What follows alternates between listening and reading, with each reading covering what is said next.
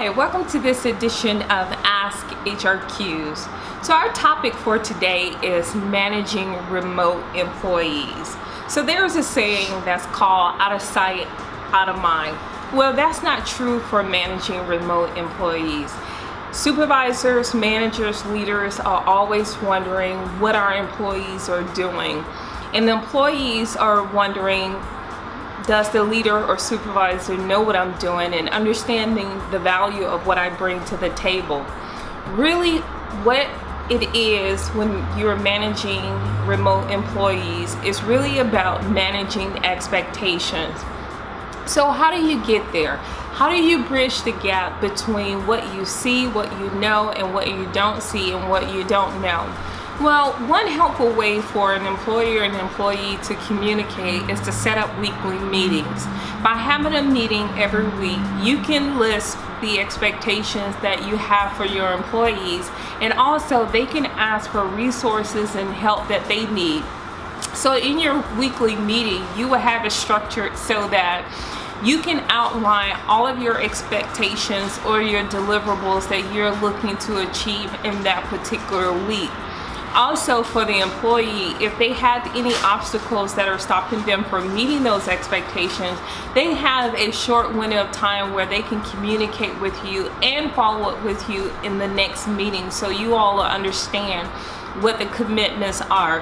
Now, if you're in a remote location where it is not feasible for you to get together face to face, then using resources like Link, that's through Microsoft Outlook, or using a Skype or Google FaceTime, all of those are ways that you can connect and collaborate with your employees without being face to face. The most important thing to do is be able to touch bases, because it will help relieve a lot of anxiety and support communication between you and your employee in terms of what you need and what you expect in order to get the job done. The other area is a monthly performance management scorecard or performance review on a monthly basis. Sometimes when we wait to a mid-year, which is 6 months into the year, or annual review, it's not enough time to really give an employee feedback on their performance.